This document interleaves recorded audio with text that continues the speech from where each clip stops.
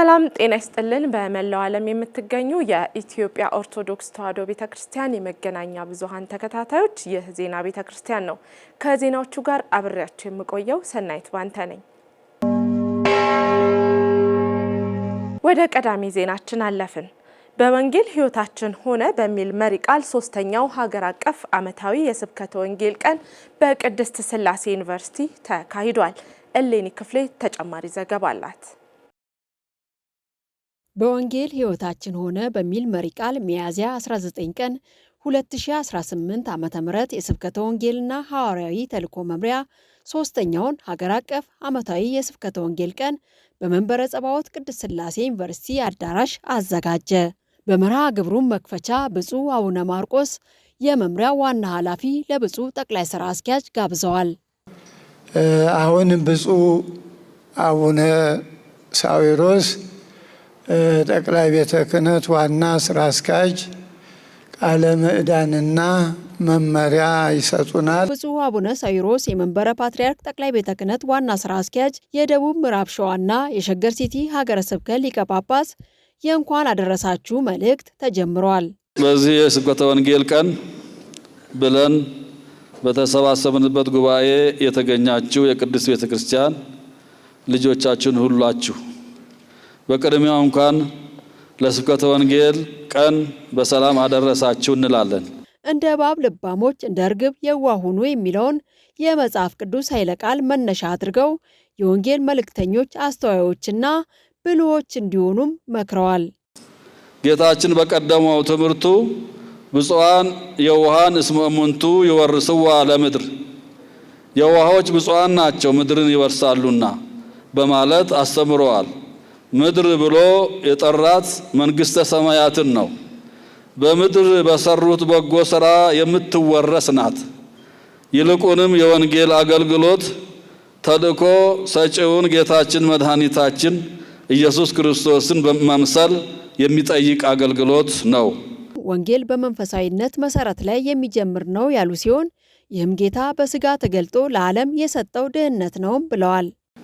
ቅዱስ አትናቴዎስ ዘእስክንድርያ እርሱም በሰውነት ተገልጦ በመታየቱ እኛ የማይታየውን እንድናውቅ አደረገን በማለት ስለ አምላክ ሰው መሆን ባስተማረው ትምህርት ላይ መመስከር ማለት እርሱ በሥጋ ተገልጦ ለሰው ልጆች ያደረገውን ድህነት ለዓለም ማብሰር እንደሆነ ይገልጻል። ዘመኑ የደረሰበት የቴክኖሎጂ ደረጃንም የጠቀሱት ብፁዕነታቸው ይህንንም ከመረዳት ጋር ያለ ሰፊ ሀገር አቀፍ ተልእኮን ተደራሽ ለማድረግ ከፍተኛ ርብርብ እንደሚያስፈልግም ነው የመከሩት። አገልግሎት ቢሆን በአገልግሎታችን እንትጋ፣ የሚያስተምር ቢሆን በማስተማሩ ይትጋ፣ የሚመክርም ቢሆን በመምከሩ ይትጋ፣ የሚሰጥ በልግስና ይስጥ። ሮሜ 12 ቁጥር 7 እስከ 8 እንደ እባብ ብልሆች እንደ ርግብም የዋሆች ሆነን የምስክርነት አገልግሎታችንን እንድንወጣ የአባቶቻችን አምላክ በነገር ሁሉ ይርዳን። በዕለቱ የ2018 ዓ.ም የ10 ወራት የሥራ ሪፖርት በክቡር መላከ ሰላም ዳዊት ያሬድ የስብከተ ወንጌልና ሐዋርያዊ ተልእኮ መምሪያ ዋና ኃላፊም ቀርበዋል። መምሪያው ዘመኑን ያገናዘበ አዲስ አደረጃጀትና የሥራ አፈጻጸም መመሪያ በማዘጋጀት አስፈላጊ መሆኑን አምኖበት ክርስቲያናዊ ምክክር አገልግሎት ዋና ማስተባበሪያ ዘርፍ፣ የቋንቋ ማስተባበሪያ ዘርፍ፣ የስልጠናዎች ዋና ማስተባበሪያ ዘርፍ የሚልና የሚዲያና ህትመት ማስተባበሪያ ዘርፍ፣ የጥናትና ምርምር ዋና ማስተባበሪያ ዘርፍ ወዘተ የሚባሉ 10 ዋና ማስተባበሪያ ዘርፎችና 36 ንዑሳን ዘርፎች ያሉት የአፈጻጸም መመሪያ ወይም ደንብ አዘጋጅቶ በማቅረብ በጠቅላይ ቤተ ክህነት አስተዳደር ጉባኤ ጸድቆ የመጨረሻውን ዕውቅና ለማግኘት የግንቦት ቅዱስ ማለትም የርክበ ካህናት የቅዱስ ሲኖዶስ ምልዓተ ጉባኤን በመጠባበቅ ላይ ይገኛል። የመምሪያው የሚዲያ ክፍል መዋቀርም የተጠቀሰ ሲሆን ሚዲያው በህትመትና አዲስ በሚጀምረው የራሱ ዌብሳይት ጭምር ተደራጅቶ እየሰራ እንደሚገኝም ነው የተገለጸው። ይህም በበጀት ዓመቱ ከተጠቀሱ ዝርዝር ሪፖርቶች መካከል ጥቂቶቹ ናቸው። በመጨረሻም የስብከተ ወንጌል ተግዳሮቶችና መፍትሄዎቻቸው በሚል ጥናታዊ ጽሑፍ በመምህር ባህረ ጥበብ ሙጬ የቀረበ ሲሆን በጥናታዊ ጽሑፉም ላይ ሀሳብ አስተያየት ተሰጥቶበት የጠዋቱ መርሃ ግብር ተጠናቋል። በከሰዓቱ ውሎም ለስብከተ ወንጌል መስፋፋት ከፍተኛ አስተዋጽኦ ላደረጉና በመዝሙር አገልግሎት ለረዥም ዓመታት ያገለገሉ አገልጋዮች የሽልማት መርሃ ግብር ይከናወናል ተብሎም ይጠበቃል። ሙሉ መረጃውን በረቡዕ የዜና እወጃችንም የምንመለስበት ይሆናል። የኢትዮጵያ መጽሐፍ ቅዱስ ማህበር በመጽሐፍ ቅዱሳዊ አመራር ያስተማራቸውን ሰባኪያነ ወንጌል በብፁዓን አበው ሊቃነ ጳጳሳት አስመረቀ። መምህር መዝገቡ ጌታቸው በ100ኛ ዓመት የምስረታ ዋዜማ ላይ የኢትዮጵያ መጽሐፍ ቅዱስ ማህበር 56 የኢትዮጵያ ኦርቶዶክስ ተዋሕዶ ቤተ ክርስቲያን ሰባክያነ ወንጌልና የልዩ ልዩ ክፍል አገልጋዮችን ብፁዓን አበው ሊቃነ ጳጳሳት በተገኙበት ሚያዝያ 17 ቀን 2018 ዓ.ም አስመርቋል። የኢትዮጵያ መጽሐፍ ቅዱስ ማህበር መሰረታዊ ዓላማው የእግዚአብሔር ቃል የሆነውን መጽሐፍ ቅዱስ ሰዎች በአፍ መፍቻ ቋንቋቸው ያነቡ ዘንድ መጽሐፍ ቅዱስን በማስተርጎም ማሳተምና ማሰራጨት አገልግሎትን የሚሰጥ ሲሆን በተጓዳኝ በዛ ያሉ ማህበረሰብ ተኮር የሆኑ መርሃ ግብራትን ቀርጾ ቀላል ያልተባሉ ተግባራትን እየከወነ ይገኛል።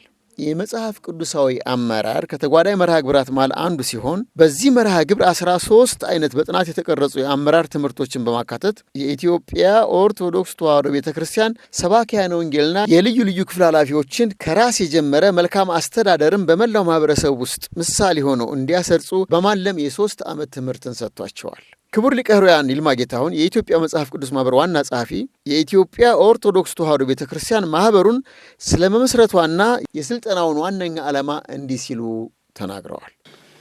የኢትዮጵያ መጽሐፍ ቅዱስ ማህበር መስራች የሆነችው የኢትዮጵያ ኦርቶዶክስ ተዋሕዶ ቤተክርስቲያን ማህበሩ በሚያከናውናቸው በእነዚህ የትርጉም ስራዎች ውስጥ ከፍተኛ ተግባራትና ተሳትፎ እያደረገች ይገኛል።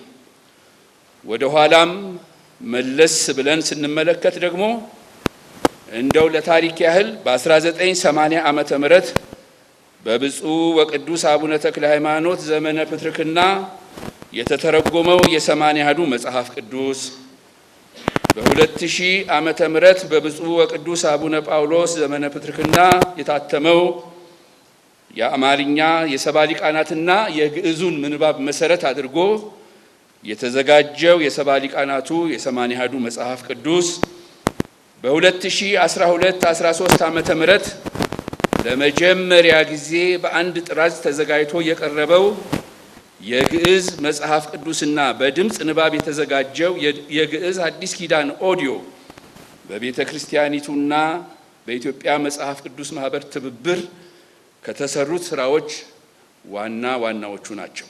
ከቅርብ ዓመታት ጀምሮ ለስብከተ ወንጌል መስፋፋትና መጠናከር ብሎም ለመጽሐፍ ቅዱስ ስርጭት ልዩ ትኩረት እያደረገ ይገኛል።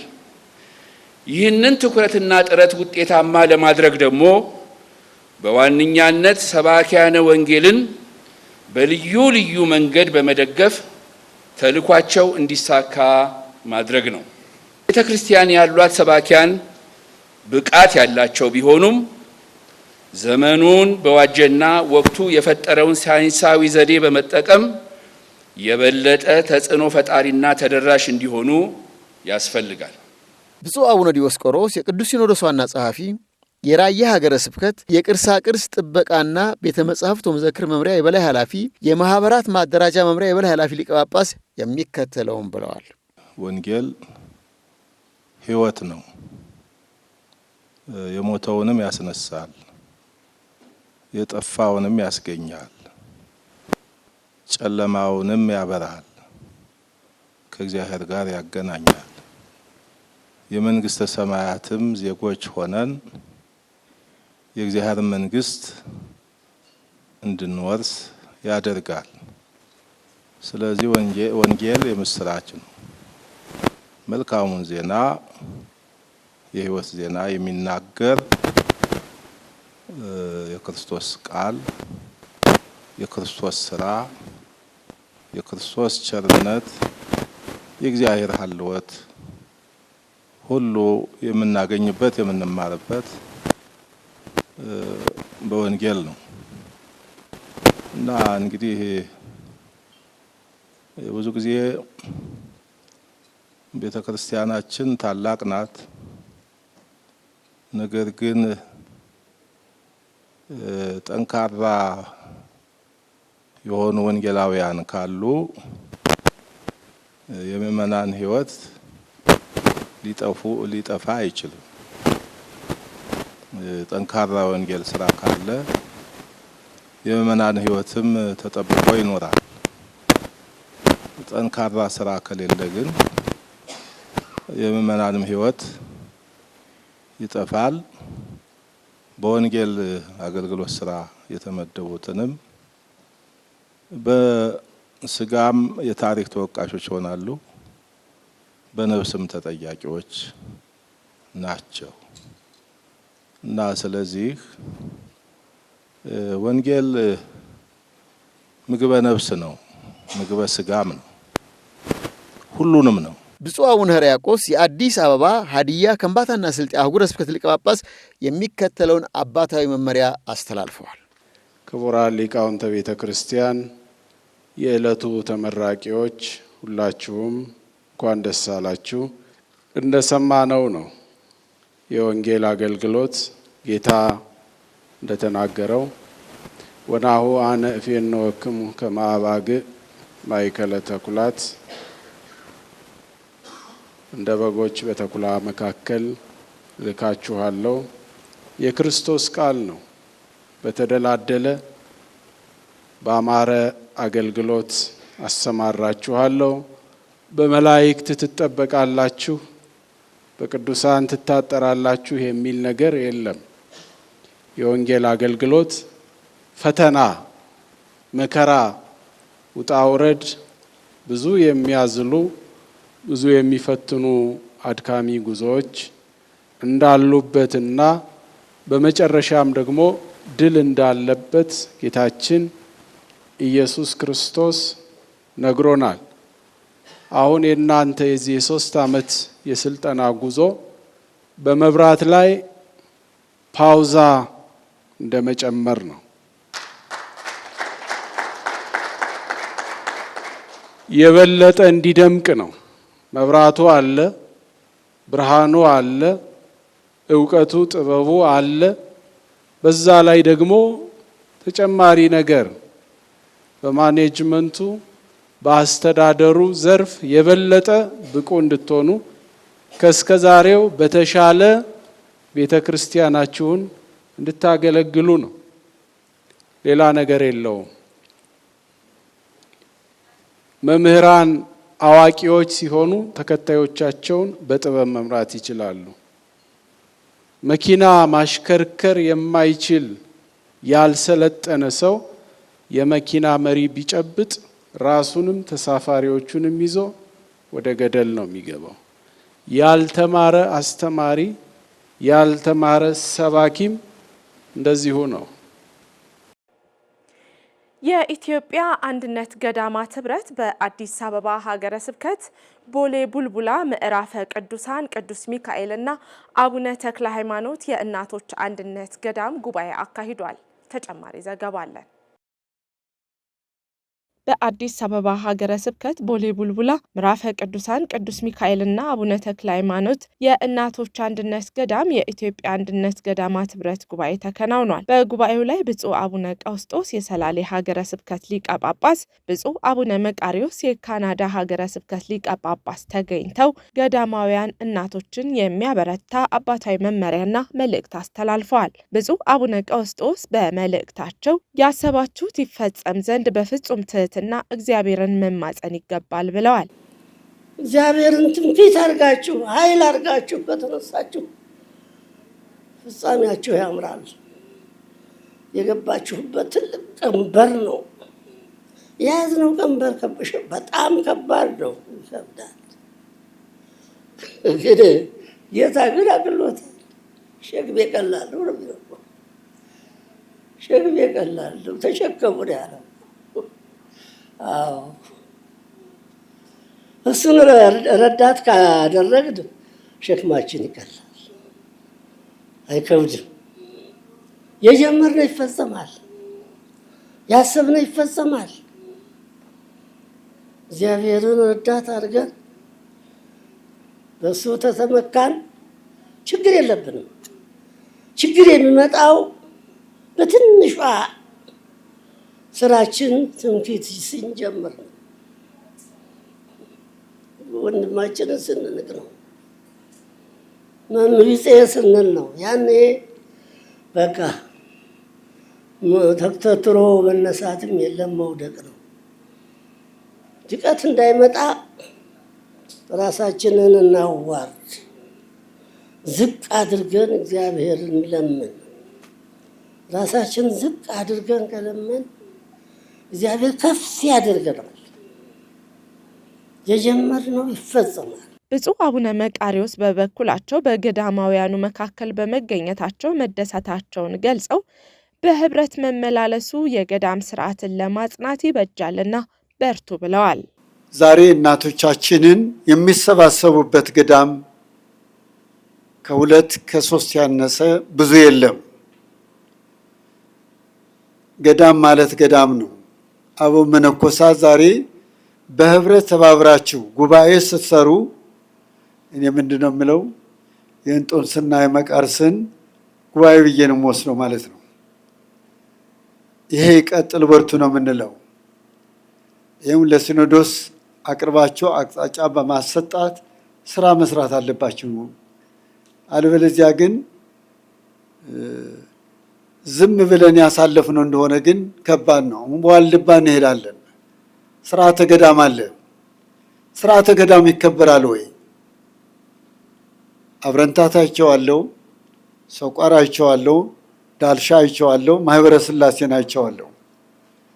እነዚህ ገዳማት ግን ህብረት ፍጠሩ፣ በህብረት ተመላለሱ። የገዳም አንድነትን ህብረት የሚለው ቋንቋ ስለያዛችሁ በእውነቱ እኔ አሁን ልባ ምስጋና ላቀርብላችሁ ነበር። ጉባኤው ከመላው ኢትዮጵያ አንድነት ገዳማት የተውጣጡ እናቶች የተሳተፉበትና ለሶስተኛ ጊዜ የተከናወነ ሲሆን ከዚህ ቀደም 2 ጉባኤያት በተለያዩ ገዳማት ተካሂደዋል። በኢትዮጵያ ኦርቶዶክስ ተዋሕዶ ቤተክርስቲያን በርካታ የአንድነት ገዳማት ውስጥ በብህትውናና በምንኩስና የሚኖሩ አባቶችና እናቶች ይገኛሉ። እነዚህ ገዳማውያን ለተለያዩ ተልእኮች ከበዓታቸው በመውጣት ወደ አዲስ አበባና ወደ መንበረ ፓትርያርክ ጠቅላይ ቤተ ክህነት ይመጣሉ። ታዲያ በእነዚህ አጋጣሚዎች የሚያርፉበትና የሚመገቡት ሲቸገሩ ይስተዋላል። በከተማ መሀል መመላለስና ማረፊያ መፈለጉ ሌላው ፈተናቸው ነው። በተለይ እናቶች በዚህ ፈተና እንደሚንገላቱ በጉባኤው ላይ ተናግረዋል። በዓትን አስመልክቶ በተለይ እናቶች መነኮሳት በጣም ነው የምንቸገረው። ሩቅ ቦታ ያለን በአንድ መልኩ ከቤተሰብም ሆነ ከሰባ ዓለም ተጠግተን ስናድር ብዙ ፈተና ይደርስብናል። ያንን መቋቋም በራሱ ከባድ ስለሆነ ስርዓት ያልሰራልንን ገዳም ከፈተና ለመዳን ስንል ደግሞ መልሰን ቤተሰብ እንቀላቀላለን። የገዳማዊነት ስርዓትን እንደሚገባ ለማድረግ በ2010 ዓ.ም የተመሰረተውና የመመሪያ ደንቡ በ2016 ዓ.ም በቅዱስ ሲኖዶስ የጸደቀለት የገዳማውያኑ ህብረት በአባቶች ለ9 ጊዜ የተካሄደ ሲሆን የእነዚህ ዓመታት ጉዞዎቹንና ተግባራቱን በዶክመንተሪ አስቃኝተዋል። በቅዱስ ሲኖዶስ የጸደቀ መመሪያን የያዘው ህብረቱ በርካታ ያልተፈቱ ጥያቄዎች እንዳሉትና መፍትሄ እንደሚሹም ተናግረዋል። መተዳደሪያ ደንቡ ተሰጥቶን ስራ በጀመርንበት ሰዓት እና በዛ ልክ ልንራመድና ልንሰራ አልቻልንም እና እንደገና ደግሞ የጸደቀው መተዳደሪያ ደንብ ወደ ኋላ ተመልሶ እንዲታይ ተብሎ በቅዱስ ሲኖዶስ በርክበ ካህናት ባለፈው ግንቦት በተደረገው የአባቶቻችን ጉባኤ መሰረት እንዲታይ እንደገና ተብሎ ወደ ኋላ ተመለሰብን። ይህንን ለማስረዳት እንደገና በጥቅምቱ የአባቶች የቅዱስ ሲኖዶስ ስብሰባ ላይ የገዳማት ህብረቱ ተገኝተን ለማስረዳት ሞክረናል። በዚያ መሰረት እንደገና ህገ ደንቡ መተዳደሪያ ደንቡ ተሻሽሎ እንዲታይ የሚለውን ነገር በሰጡት አቅጣጫ መሰረት አሁን ድረስ ያው መተዳደሪያ ደንቡ እልባት ያላገኘ በመሆኑ የተዋቀረ ኮሚቴ አለ። በብፁዕ ስራ አስኪያጁ የተዋቀረ ኮሚቴ አለ። ቅዱስ ሲኖዶስም ጉዳያችንን ችግራችንን ተመልክተው ፈቃዳቸው ሆኖ ያሰብነው ሁሉ እንዲሳካልን ገዳማውያን ስርዓታቸውና ሕጋቸው ተጠብቆ እንዲኖር ይህ የገዳማት ህብረት መመስረቱ በጣም ወሳኝ ስለሆነ በዚህ ላይ ሁሉም የበኩሉን ድርሻና እገዛ እንዲያደርግልን።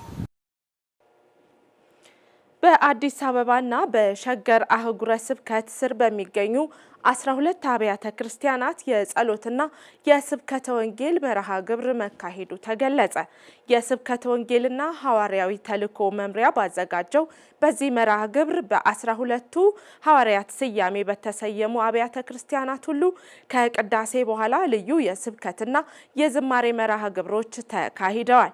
በአየር ጤና አንቀጸ ብርሃን ቅድስት ኪዳነ ምሕረት ካቴድራል በተካሄደው ጉባኤ የስብከተ ወንጌልና ሐዋርያዊ ተልእኮ መምሪያ ሊቀ ጳጳስ ብፁዕ አቡነ ማርቆስ፣ የጉባኤው አዘጋጅ አስተባባሪዎች፣ የካቴድራሉ አስተዳዳሪ መላከ ብርሃን ሙላት ክበቤ፣ የደብሩ ሊቃውንትና በርካታ ምዕመናን ተገኝተዋል። የሶስተኛው ሀገር አቀፍ የስብከተ ወንጌል ቀን መርሃ ግብር በኮዬ ፈቼ ደጉ ደብረ ኃይል ቅዱስ ገብርኤል ቤተክርስቲያን ተካሂዷል። ሰላም አምባዬ በወንጌል ህይወታችን ሆነ በሚል መሪ ቃል ሚያዝያ 18 እና 19 ቀን 2018 ዓመተ ምህረት የተከበረው ሶስተኛው ሀገር አቀፍ የስብከተ ወንጌል ቀን በኮዬ ፈጬ ደጉ ደብረ ኃይል ቅዱስ ገብርኤል ቤተክርስቲያን በልዩ ልዩ መንፈሳዊ ስነ ስርዓቶች ተከብረው ውለዋል። የቴሌቪዥን ጣቢያችን ኢኦቲሲ ቲቪ በቦታው ተገኝቶ እንደዘገበው በበዓሉ ላይ የኮዬ ፈጬ ገላን ክፍላተ ከተማ ቤተ ክህነት ስራ አስኪያጅ ሊቀ ልሳናት ቀሲስ በዳሳ ቶላ፣ የክፍለ ከተማው የስራ ኃላፊዎችና በርካታ ምዕመናን ተገኝተዋል። በእለቱ ትምህርተ ወንጌል የሰጡት የደብረ ምጥማቅ ሰዓሊተ ምሕረት ቤተክርስቲያን የስብከተ ወንጌል ኃላፊ መጋቤ ሐዲስ ጌታሁን አማረ ናቸው። ወደ ቤታችን ካልገባ ከኛ ጋር ካላደር አይሆንም፣ አንሸኝህም፣ አንሰድህም አሉ። ምክንያቱም ከፊት ምን አለ? እስመ መስወ ተቆልቆለ ፀሐዩ ጠልቋል። እንደምታየው ቀኑ አልፎ ሌሊቱ ደርሷል። ብርሃኑ አልፎ ጨለማው ተደቅኗል። ይህ ጨለማ ይህ ሌሊት ደግሞ የሚታለፈው ካንተ ጋር ሆኖ የዓለም ብርሃን አንተን ይዞ ነው። ያለ አንተ የመሸው ሌሊት አይነጋም፣ ጨለማ ወደ ብርሃንነት አይቀየርም። ስለዚህ ወደ ቤታችን ግባ ብለው ግድ አሉት ይላል። ወገኖቼ ክርስትናን ጠበቅ እናድርግ። ግድ የለሽ አንሁን። ለይምሰል መሆን የለበትም። ወንጌል የሚነገረው ቃለ እግዚአብሔር የሚነገረው የወንጌል ድግስ ተደግሶ እንደምታዩት የወንጌል ቀን ተብሎ በጣም ግሩም በጣም ዕለቱን ጊዜውን የዋጀ የኤማውስ መንገደኞች መንገዳቸው ላይ ጉዟቸው ላይ ቃለ እግዚአብሔር ወንጌል እየሰሙ አይደል የሄዱት። ኑሯችን፣ ህይወታችን፣ መንገዳችን ሁሉ ቃለ እግዚአብሔር ወንጌል እንዲሆን በወንጌል ላይ የተመሰረተ ህይወት እንዲኖረን ነው አይደል ቤተክርስቲያን ጉባኤ ዘረጋች።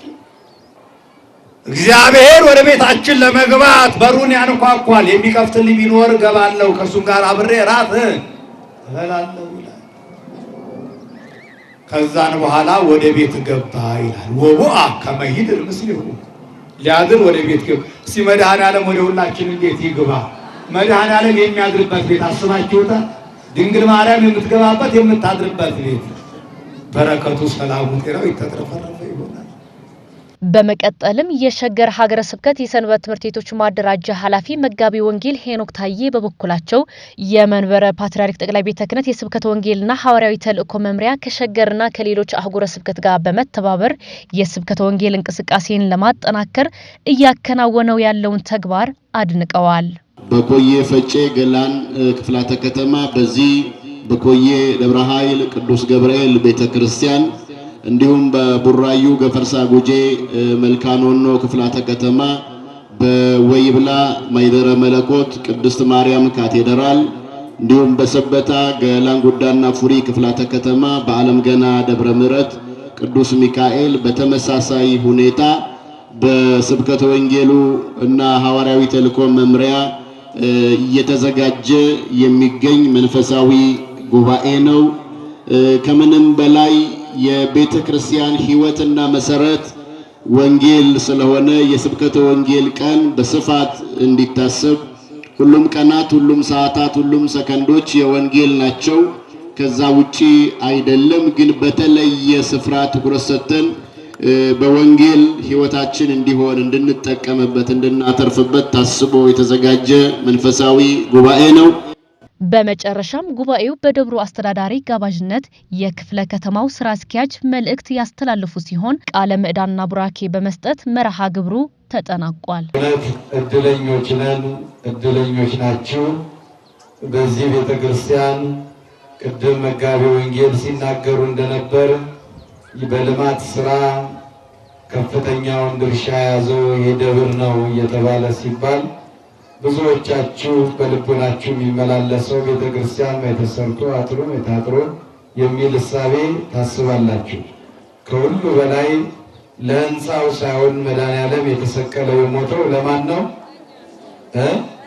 ወንጌል በራሱ ከፍተኛው ልማት ነውና ቤተክርስቲያንን ያስገኘ ያሰራ ወይም የሰራ ቤተክርስቲያንን ለኛ የሰጠን ወንጌል ነውና የወንጌሉ አገልግሎት ከልማትም በላይ ስለሆነ የደብሩ ሰበካ ጉባኤ አባላት ጉባኤውን እንዲሰራበት ትልቁን ድርሻ እየተወጣ ስለሆነ ክብር ምስጋና ለአምላካችን ይሆንልን። አንደኛው ይህ መርሃ ግብር በጠቅላይ ቤተ ክህነት ነው የተዘጋጀው። ወጪውን ሁሉ እነሱ ናቸው የቻሉትና ቤተ ክርስቲያን ዋና የቤተ ክርስቲያን ተልእኮዋ ወንጌል መሆኑ የሚታወቅ ቢሆንም እየተቀዛቀዘ ነበርና ብፁዕ አባታችን በረከታቸው ይደርብን።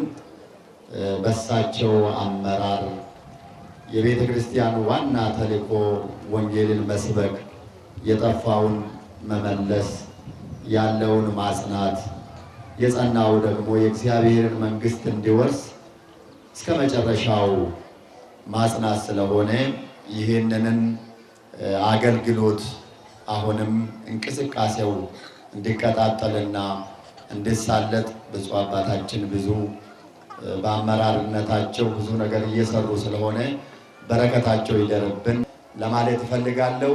የትንሣኤውን ዘመን የሰላም የጤና ያደርግልን። በንበት 30 60 100 ያማረ ፍሬ የምናፈራበት እግዚአብሔር አምላካችን ያደርግልን።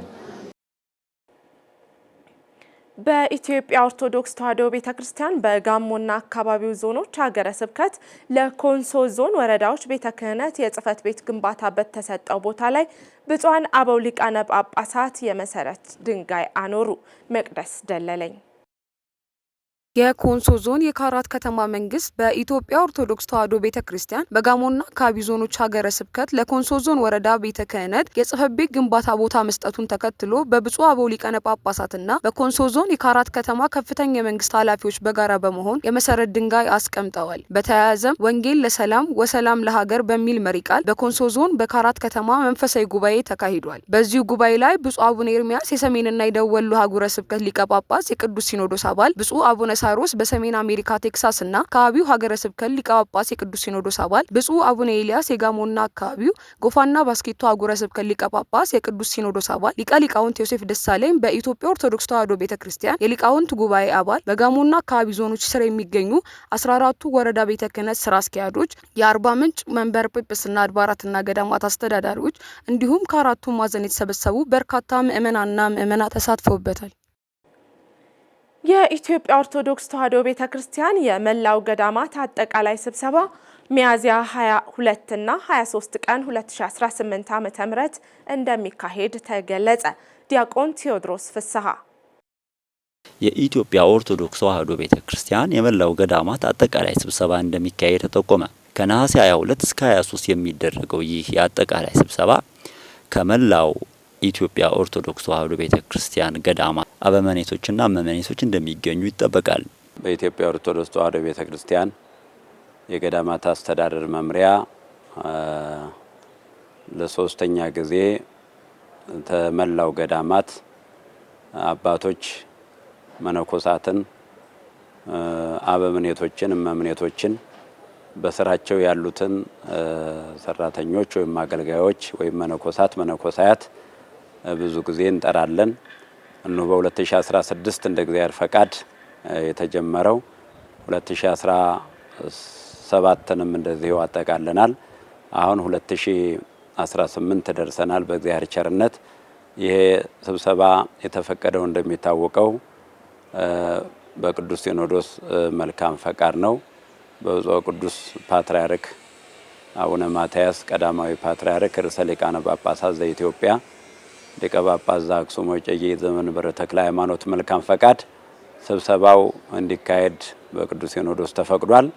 በዚያም ዕለትና በዚያም ሰዓት ሁልጊዜ እየተገኙ አባታዊ ቃለ ምዕዳን፣ አባታዊ ትምህርት፣ አባታዊ ቡራኬ እየሰጡን እነሆ ለዚህ ለ2018 ደርሰናል። በዕለቱም የገዳማት ወቅታዊ ሁኔታ፣ በገዳማት መንፈሳዊ አገልግሎት ላይ እና የገዳማት ልማታዊ እንቅስቃሴ እንዲሁም ሌሎች ጉዳዮች ይነሱበታል። ይህን ስብሰባ ስናደርግ ዋናው ትልቁ ቁም ነገር አንደኛ አንዱ ገዳም ለአንዱ ገዳም ትውውቅ ይደረጋል።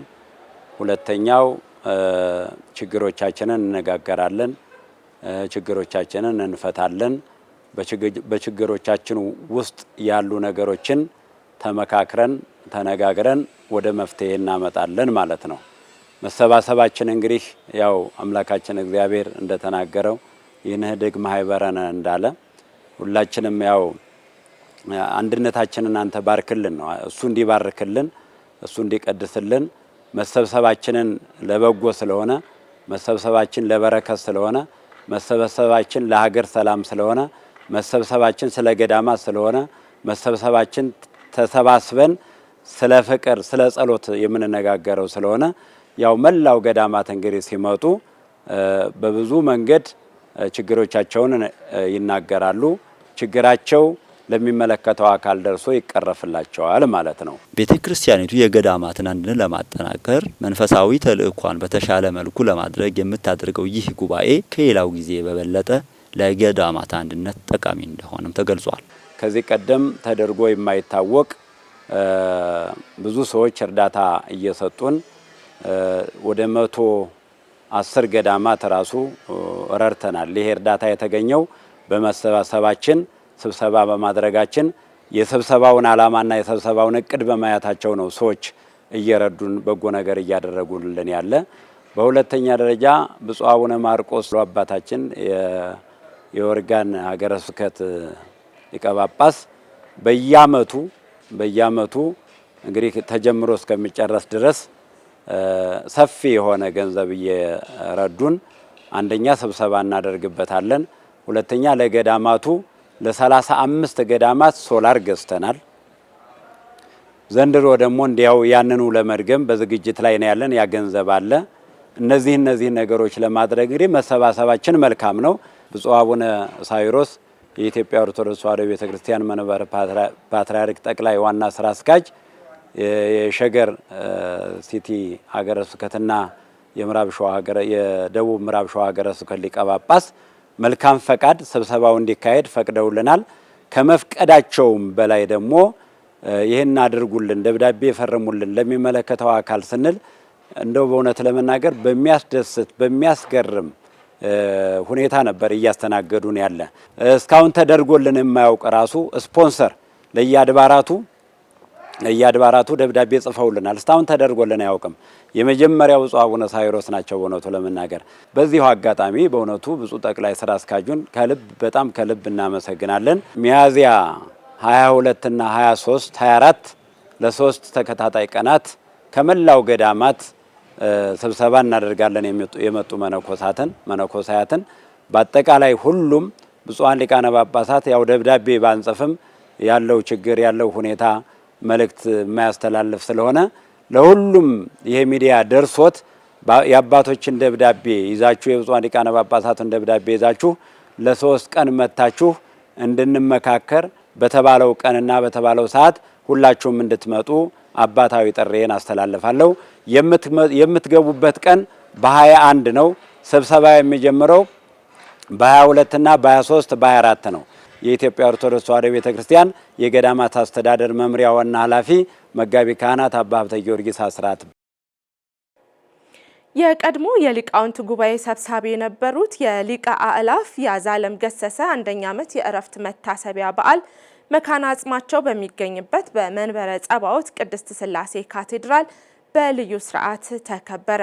መጋቤ ምስጢር ሳህሉ አድማሱ የቀድሞው የኢትዮጵያ ኦርቶዶክስ ተዋሕዶ ቤተክርስቲያን የሊቃውንት ጉባኤ ሰብሳቢ የነበሩት የሊቀ አእላፍ ያዛለም ገሰሰ የአንደኛ ዓመት የዕረፍት መታሰቢያ በዓል መካነ አጽማቸው በሚገኝበት በመንበረ ጸባዖት ቅድስት ሥላሴ ካቴድራል የጠቅላይ ቤተ ክህነት የመምሪያ ኃላፊዎች፣ የማኅደረ ስብሐት ቅድስት ልደታ ለማርያም ካህናትና ቤተሰቦቻቸው በተገኙበት ሚያዝያ 18 ቀን 2018 ዓ.ም በልዩ ሥርዓት ተከብረዋል። ልብሰ ተክህኖ በለበሱ ቀሳውስትና ዲያቆናት ሥርዓተ ፍትሐትና ጸሎተ ወንጌል ተደርሰዋል። በማኅደረ ስብሐት ልደታ ለማርያም ደብር ሊቃውንትና በጠቅላይ ቤተ ክህነት የመምሪያ ኃላፊዎች ያሬዳዊ ዝማሬ ቀርበዋል። በመጋቢ ሐዲስ ኃይለ እግዚእ አሰፋ የእግዚአብሔርን ቃል በመጀመሪያ የነገሯችሁን ዋኖቻችሁን አስቡ፣ አኗኗራቸውንና ሥራቸውን እየተመለከታችሁ በእምነታቸው ምሰሏቸው ተብሎ የተጻፈውን የዕብራውያን መልእክት 13:7 በመጥቀስ ትምህርተ ወንጌል ሰጥተዋል።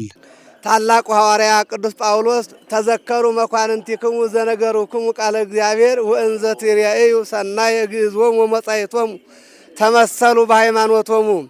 የእግዚአብሔርን ቃል የነገሯችሁን ዋኖቻችሁን ወይም መምህራንን አስቡ፣ በጎ ስራቸውን ወይም ፍሬያቸውን እየተመለከታችሁ በእምነት ምሰሏቸው ይላል። በዚህ በዕብራውያን 13:7 ላይ ያለው ማለት ነው። እንግዲህ ብዙ የምንመስላቸው ሰዎች አሉ። ታላቁ ሐዋርያ እንደገለጸልን የእግዚአብሔርን ቃል የነገሯችሁን ዋኖቻችሁን አስቡ። ማሰብ አለ፣ እንደገና ደግሞ መምሰል አለ። ማሰብ አንድ ነገር ነው፣ መምሰል ደግሞ ሁለተኛ ነገር ነው ማለት ነው። እነዚህ ደግሞ የእግዚአብሔርን ቃል ያስተማሩትን እነዚህን መስማት፣ ማዳመጥ፣ ማሰብ እንደሚገባ ተናግረዋል ማለት ነው። እንግዲህ ዛሬ እያሰብናቸው ያሉት ታላቁ ሊቅ ክቡር ሊቀ አእላፍ ያዛለም ገሰሰ ለቤተ ክርስቲያን የተለየ ቋሚያን ለቤተ ክርስቲያን የሚያገለግሉ ያለ እረፍት በትጋት በቅንነት ምድራዊ ዋጋ ሳይሹ ከእንቅልፍ ጋር ከድካም ጋር እየተዋጉ ያገለገሉ ታላቅ ሊቅ ናቸው። በማያያዝም ሊቀ ሊቃውንት ኃይለ ሥላሴ ዘማርያም በበኩላቸው እንደገለጹት ሊቀ አእላፍ ያዛለም ገሰሰ ሁሉንም ሰው በእኩል የሚያከብሩ ከዚህ ወይም ከዚያ አካባቢ መጣህ የማይሉ ቅንና ትሑት መምህር ናቸው ብለዋል። ዘረኝነት አያውቅም። ዘር የሚባል በእውነት ወላዲተ አምላክ እላቸዋለሁ። ዘር የሚባል በምንም ተአምር አያውቅም። እስካሁን እስከ ዕለተ ሞት ድረስ ሁሉም ጓደኛው አድርጎ የቤተ ክርስቲያን ቋንቋ ይኖረው እንጂ ሊቀ አእላፍ ያዛለም ገሰሰ ሙያው ቤተ ክርስቲያን ሙያ ይኖረው እንጂ ምንም ዘር የሚባል አያመልኩ። በመርሃ ግብሩ ወቅት ዝክረ ያዛለም ገሰሰ በሚል ርዕስ የተዘጋጀ ዶክመንተሪ መጽሐፍ ለምረቃ የበቃ ሲሆን የመጽሐፉ ይዘት የሊቀ አእላፍ ያዛለም ገሰሰ የልደትና እድገት ታሪክ፣ የትምህርት ዝግጅት፣ መንፈሳዊ አገልግሎት፣ ቤተሰባዊ ሕይወት፣ የህልፈትና የሥርዓተ ቀብር ሽኝት ሁኔታ በዝርዝር ተብራርተዋል። መጽሐፉ በ10 ክፍል የተከፈለ ሲሆን 104 ገጾችን አካቷል። በመጽሐፉ ውስጥ የተለያዩ ሊቃውንተ ቤተ ክርስቲያን ስለ ሊቀ አእላፍ ያዛለም ገሰሰ መልካም ሰብዕና ምስክርነታቸውን ሰጥተዋል። የሊቀ አእላፍ ያዛለም ገሰሰ ታናሽ ወንድምና ልጆቻቸው በሊቀ አእላፍ ያዛለም ገሰሰ ሽኝትና የመታሰቢያ በዓል አከባበር የሚከተለውን መልእክት አስተላልፈዋል። እናንተም የሚዲያ ባለሙያዎች አሳምራችሁለታል። ቤተ ክርስቲያን ዋጋውን ከፍለዋለች። እግዚአብሔር ይስጥልን። ከልደታ ቤተ ክርስቲያን የመጡ ሊቃውንት እንዲሁም ከተለያየ አድባራት የመጡ ወንድሞቹ ጥሩ አድርገው አሳምረዋል። ዋጋውን እሱ እግዚአብሔር ይክፈላቸው። እግዚአብሔር ይስጥልን ብቻ ነው እኛ የምንለው። ለሊቃውንቱ ክብር ይስጥልን፣ እግዚአብሔር ይስጥልኝ። ማንነቱን ባነበብኩት ጊዜ ደስ እያለኝም እያለቀስኩም ምክንያቱም የሱን ስብዕና አገልግሎቱን ህይወቱን የኖረውን ህይወት ከሚያውቁት ሰዎች ከሊቃውንቱ ከጳጳሳቱ ከሁሉም አንደበት የተሰማበት ነገ ለትውልድ የሚተላለፍ ለሚያነቡ ስለ ቤተ ክርስቲያን አባቶች ማወቅ ለሚፈልጉ ሰዎች እንደ መረጃ የሚሆን ነገር ስለሆነ እግዚአብሔር ረድቶን ዛሬ በስጋ ቢለየንም በመንፈሱም በጸሎቱም አግዞን እግዚአብሔር ፈቅዶልን ይሄ ስለተሳካም እግዚአብሔርን በጣም አመሰግናለሁ። ራሳቸው የተሰበኩና በእውቀት የበለጸጉ በትስና አርያ ምሳሌ የሆኑ ሰዎችንም እሳቸው የቀረቧቸውንም በእሳቸው ጥግ የሚኖሩትም በራሳቸው ቀርጸውና ምሳሌ አድርገው ተክተው የሚያልፉ አባት ነበሩ። የቤተ ክርስቲያን ባለውለታ የመጋቤ በረከት ግርማ ደምሴ አንደኛ ዓመት መታሰቢያን ምክንያት በማድረግ በልጆቻቸው የተገነባው መታሰቢያ ህንጻና ሙዚየም ተመርቋል።